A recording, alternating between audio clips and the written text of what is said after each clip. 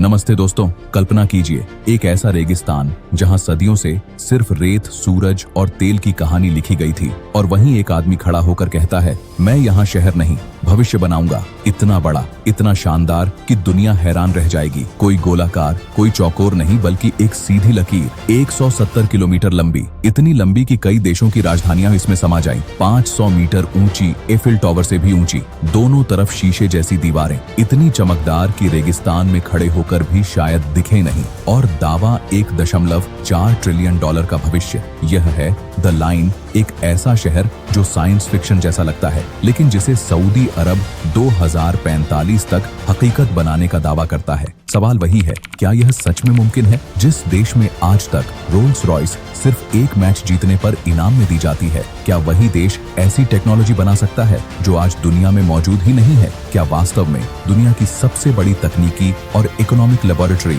सिर्फ एक रेत का महल है? और इसके पीछे कौन है? हम बात कर रहे हैं मोहम्मद बिन सलमान MBS, उस शहजादे की जिसने विजन 2030 की महत्वाकांक्षा की कहानी है। यह कहानी सिर्फ शहर बनाने की नहीं है, यह कहानी है एक साम्राज्य को तेल की निर्भरता से आजाद करने की। आज हम इस स्टोरी के हर मोड़, हर चुनौती, हर सच्चाई से गुजरेंगे। आज की इस वीडियो में हम जानेंगे 1. द प्रिंस और द ऑयल कॉन्ट्रैक्ट, मोहम्मद बिन सलमान कौन है और सऊदी अरब की आजादी की कहानी। 2. The power of 1.4 trillion dollar, दौलत, ताकत और वर्ल्ड क्लास का पावर खेल। 3. विजन 2030, तेल पर निर्भरता खत्म करने का प्लान और एनियॉम का blueprint. 4. The architecture of the line, कैसे 170 किलोमीटर की लकीर शहर बनाती है। 5. वर्तमान स्थिति और कड़वी सच्चाई, क्या यह सच में बन रहा है। 6. तकनीकी और एनवायरमेंटल दुविधा, सपने के साथ रियलिटी की टक्कर। 7. The question of the future, क्या लोग इसमें रहना चाहेंगे। और विजन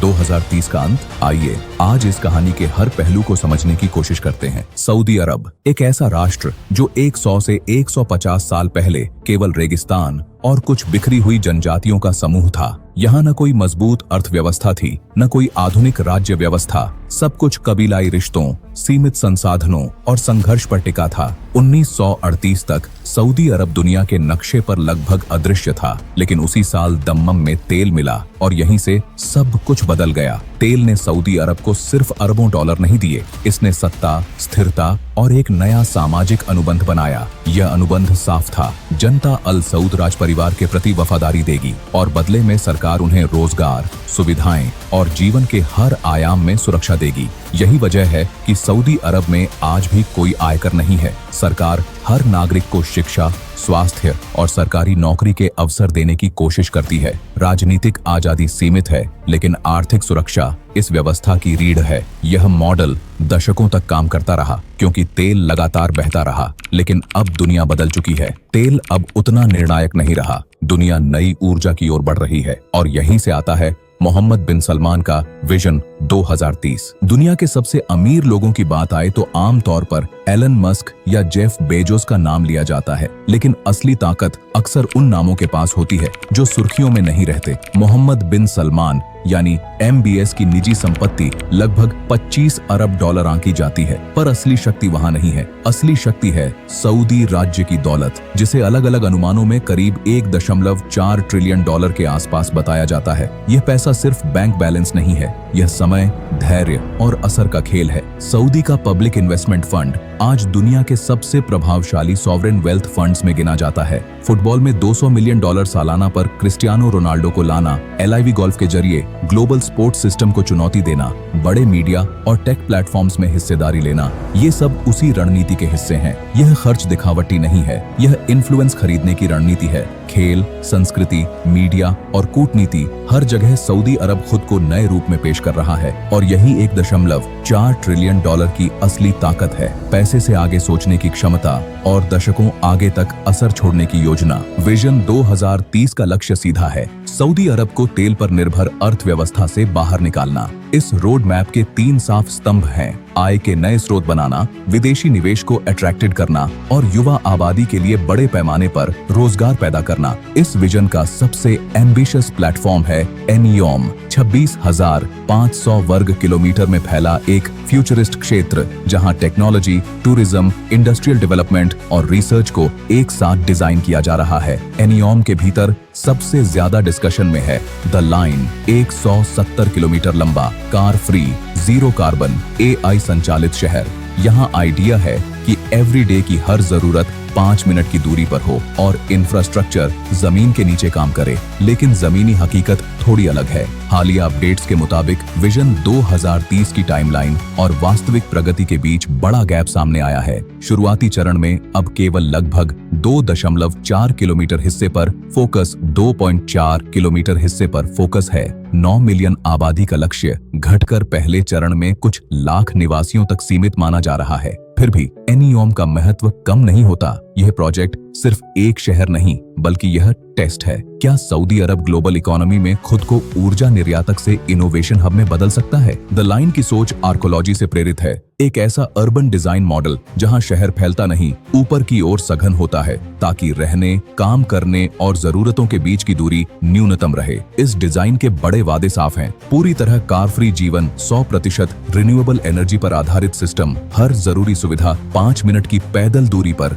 आसपास के पर्यावरण में न्यूनतम हस्तक्षेप। लेकिन कागज पर जो सरल दिखता है, जमीन पर उतना आसान नहीं। 170 किलोमीटर लंबी सीधी संरचना में ऐसा ट्रांसपोर्ट सिस्टम बनाना जो लगभग 500 किलोमीटर प्रति घंटा की गति बनाए रखे, आज तक की सबसे तेज कमर्शियल ट्रेन से भी आगे की डिमांड है। 500 मीटर ऊंचा मिरर्ड फसाड न सिर्फ इंजीनियरिंग की चुनौती है बल्कि रेगिस्तानी गर्मी, धूल और रखरखाव की लागत इसे और जटिल बनाती है। और सबसे अहम, एक सेंट्रल हाई स्पीड नेटवर्क पर निर्भरता का मतलब है कि किसी एक बड़ी तकनीकी विफलता का असर पूरे शहर पर पड़ सकता है। द लाइन एक इमारत नहीं है, यह अर्बन डिजाइन का सबसे बड़ा प्रयोग है। इतिहास में कई बड़े सपने थे, कुछ ने दुनिया बदली और कुछ सिर्फ चेतावनी बनकर रह गए। 2025 में द लाइन की स्थिति उतनी भव्य नहीं दिखती जितनी शुरुआती प्रस्तुतियों में थी। हकीकत अब ज्यादा साफ और मापी हुई है। पूरी 170 किलोमीटर की संरचना अब तक नहीं बनी है। फिलहाल केवल एक सीमित खंड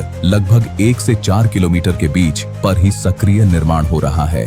जिस आबादी की कभी करोड़ों में कल्पना की गई थी, उसके लक्ष्यों में बड़ी कटौती की जा चुकी है और शुरुआती चरण को अब व्यावहारिक पैमाने तक सीमित किया गया है। प्रोजेक्ट की फंडिंग, टाइमलाइन और स्कोप को लेकर लगातार समीक्षा और रणनीतिक पुनर्मूल्यांकन चल रहा है, जो संकेत देता है कि 2030 के बाद की तस्वीर अलग हो सकती है। कई इंटरनेशनल मीडिया रिपोर्ट्स यह भी इशारा करती हैं कि शुरुआती प्रचार और मौजूदा योजना के बीच फर्क बढ़ा है। मुख्य वजह बढ़ती लागत, इंजीनियरिंग जटिलताएं और ऑपरेशनल जोखिम है। यह साफ है कि द लाइन सिर्फ एक कल्पना नहीं रही, लेकिन यह भी उतना ही सच है कि इसे पूरी तरह हकीकत बनाने की यात्रा अभी बेहद शुरुआती और अनिश्चित चरण में है। द लाइन को एक जीरो कार्बन सिटी के रूप में पेश किया गया है, लेकिन इसकी सबसे बड़ी दुविधा इसकी अपनी निर्माण प्रक्रिया है। कार्बन फ्री भविष्य का दावा, जबकि फाउंडेशन, स्ट्रक्चर और इंफ्रास्ट्रक्चर के लिए इस्तेमाल होने वाला स्टील 500 मीटर ऊंचा मिरर फसाड देखने में आकर्षक, लेकिन जोखिम भी उतने ही बड़े।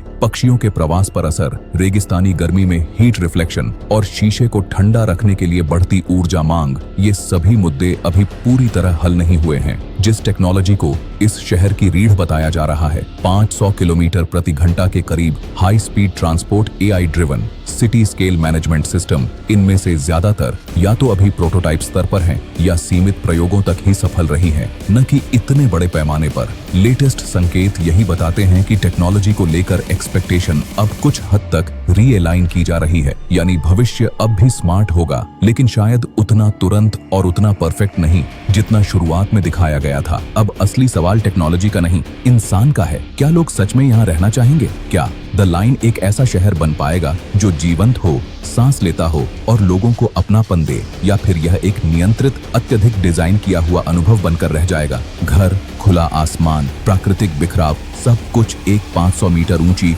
मिरर फसाड के पीछे सिमटा हुआ, जहां मूवमेंट सेंट्रल सिस्टम तय करे और हर चीज डेटा और सर्वेलेंस के दायरे में हो। इतिहास गवाह है, शहर दीवारों और नक्शों से नहीं बनते, वे बनते हैं उन पलों से जो प्लान में नहीं होते, उन गलियों से जो खुद रास्ता खोज लेती हैं, और उस आजादी से जो शहर को जिंदा रखती है। असली सवाल यही है, क्या इतनी ज्यादा केंद्रीकृत योजना इंसान को इंसान रहने दे पाएगी? और सबसे बड़ा सवाल यही है, अगर तेल का युग सच में ढलता है तो क्या विजन 2030 का यह मॉडल टिकाऊ आर्थिक विकल्प बनेगा, या यह अपनी लागत और जटिलताओं में फंसा एक महंगा सपना साबित होगा? द लाइन सिर्फ एक शहर नहीं, यह एक राष्ट्र का दांव है, तेल के बाद की दुनिया में अपनी जगह बनाने का, अपना प्रभाव गढ़ने का और अपनी पहचान दोबारा लिखने का। जब वित्तीय दबाव, तकनीकी सीमाएं और पर्यावरणीय हकीकतें एक साथ टकराती हैं, तब यह परियोजना दो ही रास्तों पर जाती है, या तो व्यावहारिक बनती है या इतिहास की किताबों में एक भव्य लेकिन अधूरी कोशिश।